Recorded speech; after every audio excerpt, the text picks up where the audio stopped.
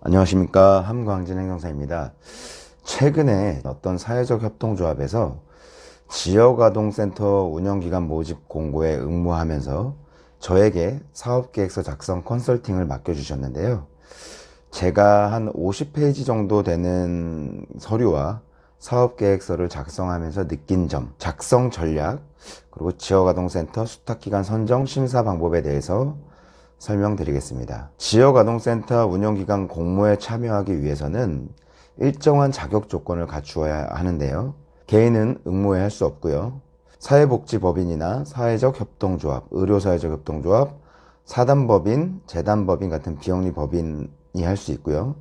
그리고 등록된 비영리 민간단체만 지역아동센터 운영기관 모집 공고에 응모할 수 있습니다. 그런데 지금은 개인이더라도 나중에 공모에 참여할 계획이 있으시다면 주변의 지인 몇 분들을 모아서 사회적 협동조합 같은 단체를 만들면 추후에 얼마든지 공모에 응할 수 있겠죠. 운영 주체 모집 공고는 어디서 볼 수 있느냐? 시청, 군청, 구청과 같은 지방자치단체의 홈페이지에 들어가시면 언제든지 확인할 수 있는데요. 게시 기간은 한 14일 정도 돼요. 사실 이 공고가 언제 나올지 모르기 때문에 지역아동센터를 운영하고자 하시는 분들은 늘 이 시군구청 홈페이지를 예의주시하고 있어야 됩니다. 신청 서류 접수 기간은 4일 정도 되는데요. 공고 기간 14일에 포함되기 때문에 사실 그 공고를 본 이후에 신청 서류를 준비한다면 시간이 그렇게 많지 않아요. 그래서 사업계획서나 관련 서류들을 미리미리 준비해 놓는 것이 중요합니다. 사실 사업계획서나 어떤 이 서술해야 하는 부분은 사전에 충분히 준비가 가능해요. 그런데 법인이나 단체의 정관이 조건을 갖추지 못하고 있다라고 하면 그것은 사실상 상당히 시간이 많이 걸려야지만 정관 변경을 할 수 있기 때문에 공고가 난 이후에는 공모에 응하기 어렵겠죠. 예를 들어서 시청에서 지역아동센터 운영기관 공모를 하면서 이런 조건을 달아놔요. 가령 법인 정관에 아동복지시설 또는 지역아동센터 운영이라는 문구가 삽입된 정관을 요구하는 경우가 있거든요. 그런데 우리 정관에, 우리 단체에, 우리 협동조합의 정관에 이런 문구가 없다면 공모에 신청할 수 없겠죠. 문제는 이런 아동복지시설 또는 지역아동센터 운영이라는 문구를 넣기 위해서는 그 법인의 정관 변경 절차를 진행해야 되는데요. 정관 변경이라는 게 사실 쉽지가 않아요.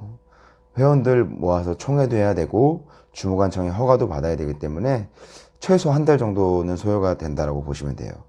그렇기 때문에 공고가 나온 이후에는 정관 변경을 해서 공모 신청한다라는 것은 현실적으로 불가능하겠죠. 그래서 이 정관 부분들도 준비가 되어 있지 않다라고 하면 사전에 미리미리 정관 변경을 해 놓는 것도 중요합니다.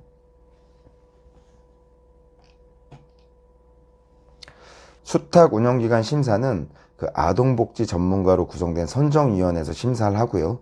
최종적으로 기관을 선정하게 되는데요. 대개 배점이 큰 항목은 아동복지시설 운영 실적이 있으면 좋아요. 그리고 사업계획의 어떤 타당성이나 실현 가능성, 기존 센터와의 차별성을 잘 기재하시면 되겠고요. 사업계획에 대한 미션, 비전, 성과 목표, 과제 이런 것들도 사업계획서에 잘 녹여내야 합니다. 우리 단체가 지역사회에 공헌은 어떤 것을 했는지, 또 지역사회를 통해서 우리 아이들을 어떻게 보호할 것인지, 그 지역사회나 지역사회 자원들을 어떻게 활용할 것인지, 이 외에도 이 법인이나 단체의 대표의 어떤 아동 돌봄에 대한 의지와 전문성, 역량, 이런 것들을 사업계획서에 잘 녹여내면 다른 법인과의 경쟁에서 우위를 차지할 수 있겠죠. 오늘은 지역아동센터 운영주체 자격 조건, 그리고 공모는 어디서 확인을 하는지, 정관 기재사항, 사업계획서 구성 및 작성은 어떻게 해야 하는지에 대해서 말씀드렸습니다.